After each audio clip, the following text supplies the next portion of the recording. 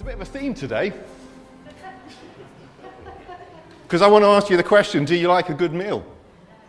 I certainly do like a good meal, and I probably have eaten far too much over the last few weeks. And I don't know, but of those three meals, breakfast, lunch, dinner, which one's your favourite? Are you someone that loves a breakfast? The breakfast is that meal where you're allowed to mix sweet and savoury with pancakes, bacon and maple syrup. Have you ever tried those? It's something that is wonderful. Or what about lunch? And especially as Matt was talking about, those lunches that linger well into the afternoon, where you're sat around a table. Or maybe it is dinner, or is it tea, or is it supper? Which one do you call it? You know, it's the meal at the end of the day that we can sit around and share together. As I look through the Bible, and as I look through the history of Christianity, food and eating together is quite central. Even as we think about the Jewish culture, we see the centrality and the importance of coming together to eat. And particularly the family meal, where they would come together in the days where there wasn't the distraction of mobile phones or televisions, and conversation and teaching and discipleship would happen around the meal table. You'd often find Jesus around a meal table. You'd often find him either with friends, even tax collectors, sinners, around a meal table. And some of Jesus' most important words were said around a meal table. And if you look through Jewish culture, you'll notice that actually there's something about being around a table that is more than just showing hospitality. Because there was an expectation, as someone is with you around a meal table, you are honor bound to protect them. They're not just your guest, they're your responsibility. And you would protect them as you are around that meal table. And in fact, as we'll see later on, you are duty bound to welcome in the stranger, to welcome into your home that person that you don't know. And if you've ever travelled into the Middle East or into Africa, you will have met that level of hospitality that goes way, way beyond anything that we probably show. So this morning I want to think about these three meals, breakfast, lunch and dinner. This isn't a cookery show or a restaurant. I'm not going to show you where or what sort of foods to have. These are metaphors. Three spiritual meals, or three meals that we probably should be having as we live out our Christian life. And I want to look at three meals that Jesus shared to give us a little bit of understanding. So we're going to start with breakfast. And I'm sure you've heard the phrase that breakfast is the most important meal of the day. Now, medically, scientifically, there's not a lot of proof for that, but there's something happens when we start to eat in the morning. It kicks our immune system in. It does bring and lead to health. So spiritually then, what is breakfast? Well, I just want to say breakfast spiritually is a meal between me and Jesus. It's that intimate connection that I have with Jesus. And it's a meal that he is eager to share with each one of us. We're going to go to John 21. This is just after Jesus has risen from the dead. And the disciples have met him once or twice, but they're a little bit scared. They've gone back fishing. They've been out fishing all night. They haven't caught an awful lot of fish. And then a man on the beach says, "Cast your net on the other side." And John, one of the disciples, goes, "I think that's Jesus." And we'll pick the story up there. As soon as Simon Peter heard John say, "It is the Lord," he wrapped his outer garments around him, for he had taken it off, and jumped into the water. Let me pause there. Are you and I that eager to meet with Jesus in the morning? Are we that eager to put ourselves out to reach, to go into, or in this case, he jumps into the cold water? Because there is an eagerness to be with Jesus. This isn't a guilt trip. But are we that eager to meet with Jesus? And before we start saying, well, maybe Peter was super spiritual, maybe Peter was in a really good state of mind, please remember, Peter has failed Jesus. Peter is full of shame. Peter has gone back to the thing that he most knows. The thing that Jesus had called him out of. In some respects, you could say he's backslidden to his old life. But when he sees Jesus, there is an eagerness because he knows there is something good to be in his company. And then the other disciples followed in the boat, towing the net full of fish, for they were not far from shore, about 100 yards. And when they landed, they saw a fire of burning coals there with fish on it and some bread. And a bit later it says, Jesus said to them, come and have breakfast. You see, this first spiritual meal of the day is an important time because it's time spent with Jesus. It's time where we as an individual can just be with him, can be in his presence, can receive from him, can learn from him, can look at him, can gain from him. There is something about this sense of just being with Jesus. And it's this time that Peter is healed. That his shame, his guilt is dealt with in this intimate meal with Jesus. It is this time that he is restored, that he declares, I love you, Lord. Can I say to us that you're not transformed just in the big meeting? If you come to the big meeting to find transformation, I don't think you'll find it. Because transformation starts in the personal relationship with Jesus Christ. It starts in those one-to-one times that we spend with him. It starts in those moments where we just dwell in his presence. Maybe it's completed in the big meeting, but it has to start in the personal, in the quiet, in the one-to-one. This is the meal between me and Jesus. I find that if I have a good meal at the start of the day, for me it's often porridge. That's often my go-to for a breakfast. That sets me up for the day, but it also stops or allows me to look away from the distractions. The temptations of the sugary snacks or the biscuits, I do give into them, so I'm not that great. But I can tend to find I can resist for longer if I had a good breakfast. And spiritually, if I start my day with a good, hearty spiritual meal and time with Jesus, then I find that as I go through the day, the sugary temptations that the world throws at me, I can resist them. And my responses and everything else is better because I have spent that time with Jesus. So my first challenge for us each is, are we starting the day right with a good spiritual meal? But can I also just be real for a minute, because I don't want to lay guilt on people. I don't want you to walk away feeling guilty. In a practical sense, there are some days where I just don't have the time for breakfast. And it is just about grabbing a banana on the go. That's okay. And there are other times where I can sit and I can linger over breakfast. You know, those days where maybe you're on holiday and you have the cooked breakfast and you have the coffee and the paper. And I know for some, family life doesn't allow because you want to sit there, but there's a need here and a need there. We need to be real. But just as we can get sustenance from a banana on the go because of the busyness of life, we can still make sure that we are gaining from God, be that a verse or a simple prayer. Lord, be with me today. And on the days and the times where time allows, let's take advantage of it. Let's make sure that we are spending that first meal between me and God. Because that then gives me the energy to move into meal number 2, into lunch. And I think this lunch is the family meal.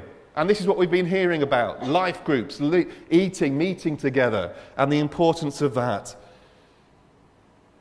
Now, this isn't your family meal, but this is our family meal, the church, us meeting and eating together. There's something about the church coming together to meet and talk and grow together.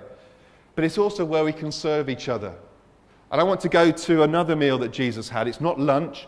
I'm not sure how much lunch they ate in those days. It would often just be breakfast and then something in the evening. But this is a meal that we find Jesus at with his friends. John 13, it's often called the Last Supper. But at the start of it, we read the following. Jesus knew that the Father had put all things under his power, and that he had come from God and was returning to God. So he got up from the meal table. He took off his outer clothing and wrapped a towel around his waist. After that, he poured water into a basin and began to wash his disciples' feet, drying them with the towel that was wrapped around him. See, Jesus is hosting a meal here, but he doesn't take center stage. He doesn't show off, but he serves. And later on, he then teaches and encourages and builds up. And that's what we should be doing as we come together at this family time, this family meal. It's a time for conversation. It's a time for serving each other. And it's a time for growing in our understanding and our love for Jesus. This is the family meal. It's a meal that we can invite the whole church to. Well, maybe not all at the same time. I don't know if anyone's got a dining room big enough to capture everybody at the same time. But it's a meal that we should be looking to have people from across our church at our table. Because we need to practice hospitality. And maybe some of us need more practice than others. Maybe some of us have got this, even these last few years have caused us to become rusty. Caused us to forget about the need to bring others into our house. Is your home open to all? Are there often moments where other people are sat around your table? This is about the family coming together. It's about bringing us together around a table. Can I just get practical again for a few minutes? A few tips on hospitality. Not just in terms of food, but in terms of just how we show hospitality as a church. Number one, become the host, not the guest.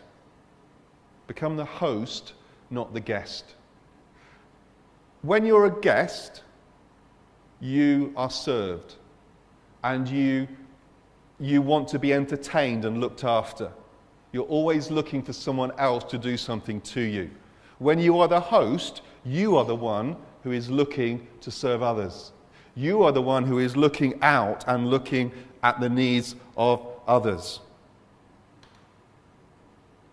Don't wait for others to be the welcome, but be the welcome yourself. You be the welcome. Look out for others. Be the host and look out for others. I think I've talked about this before, but one thing can be the 5-foot rule. Do you remember when you, maybe back at primary school, do you remember when you did PE and they'd say find a space and you'd hold your arms out and you'd do that spin around to make sure that there was no one in the way? Anyone else remember that? Or are you going to leave me hanging here? Thank you. Thank you. That's what I mean by the 5-foot rule. When you're in church, look at the people who are 5 foot away from you and make sure that you are looking out for them and connecting to them. That might mean sometimes we have to turn around and say hello to someone. But make sure the people around you are being looked after. Connect with them. And you know, if no one's 5 foot near you, why don't you move and move towards someone? If someone looks like they're sat on their own, go over and sit alongside them and say, is it all right? Can I sit? Oh, can I welcome you? That's what it means to be a host rather than a guest. Number 2, look to the edges. Remember those who are beyond your friendship circles. Look to the edges. Look to those that feel maybe a little bit more isolated. On a Sunday morning, there are some who are able to get into the coffee room and there's others that aren't. Make sure you are looking around at those who are less mobile and just connect with those who need it. Number 3, and this is more of a general thing, do life. When you're doing life, include others. This is a really simple way. It's not adding new activities in, but if you're going for a walk, why not say to someone, do you want to come with us?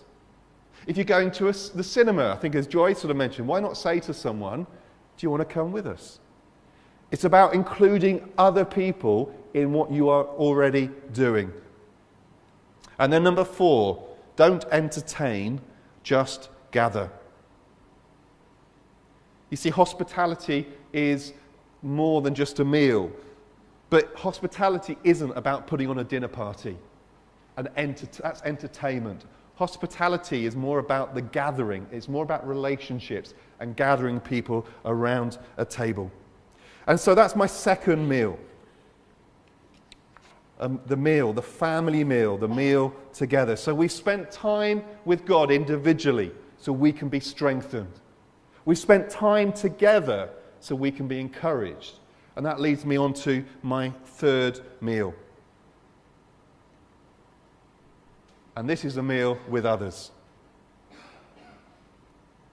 In Hebrews 13 it says, keep on loving one another as brothers and sisters.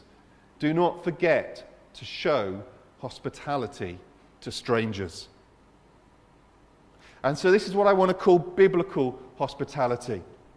You see, biblical hospitality is about showing love to all. We've heard this a few times, I think, over the last few years, but the word hospitality translated is philoxenia. Now, this literally means the love of strangers. So to show hospitality means to show the love of strangers, is to welcome in the stranger. And I do believe this is a biblical mandate for us. To look to show love beyond our own walls or our own friendship circles. Jesus, when he was at a meal, and he challenged the host. And let's have a look at this. This is in Luke 14. Then Jesus said to the host, when you give a lunch or a dinner, do not invite your friends, your brothers or your sisters. Yeah, do invite them as well, but or your rich neighbours, because if you do, they may invite you back, and so you will be repaid. He's basically saying, look, don't just invite the people that you know will invite you back so you get a nice meal out of it. Don't just invite the person that you know is a really good cook so that next time they'll invite you to their house. But when you give a banquet, invite the poor, the crippled, the lame, the blind, and you will be blessed. Although they cannot repay you, you will be repaid at the resurrection of the righteous. You see, this is the meal that looks beyond ourselves and invites those in who the world is probably not inviting or is rejecting. So who is the stranger or the foreigner for you? You see, who it is for you will probably be very different to who it is for the person sat next to you or the person in the row in front of you. And that's okay. Because as you show love to the stranger, and then the other person does, it means that through God's plan, he covers the whole of the society. See, I don't know who you're called to reach, but it might be that you're called to reach out a hand of love to the marginalized, the broken, the dirty, the forgotten, the isolated, the alien, the homeless, the prisoner. I don't mean alien as, you know what I mean. You know, for some of you, it might be about showing love to the orphan. And I love the fact that in this church we have two examples of families who have extended their homes and through fostering. And they're showing this biblical hospitality through fostering. And others I know across this church are involved with Safe Families for Children and are inviting children into their lives that way. It's not for everybody, but this is what is God challenging you to do. It might be that you're called to reach out to the broken. And I know some have been involved in Jericho Road and they're currently looking for more volunteers, reaching out to women caught up in the sex industry, Reaching out a hand of love to those that are the most broken. It might be that you're called to show that love to the hurting. I know Pauline has been involved with hospital chaplaincy and showing love in that way. It might be that you're called to show love to the forgotten, to the refugee or the asylum seeker. Or it might be to the lonely, to the elderly, or those, especially the elderly, who can often be found alone on their own. And things like Cafe Plus and other initiatives, reaching out to those who are alone. It might be that you're called to reach out to those who are fallen, who are caught in sins. Jesus spent so much of his time around a table with sinners. And some of you are already doing this, and well done. And may you know God's strength to carry on that which you're doing. But I just want to ask us each, listen to the nudge of God. Is he asking you to reach out in a particular way? Is he asking you to reach out to a particular group or to get involved in a particular activity to show this biblical hospitality that brings others into and around our table? You see, as we are filled with strength and his Spirit, as we spend time in that first meal, as we spend time with Jesus, and as we then spend time together to encourage and build up and motivate each other, we can then go and do the next work that Jesus is asking us to do, is to reach out to others and to draw them in and to show those love, his love to those around us. See, our job is to be like Christ, who reached out in love to you and me, who showed us what sacrificial love is, dying on the cross, even while we were still sinners. And if God can extend his love to you and me, then we must extend our love to those around us, to especially the strangers and the marginalized around us.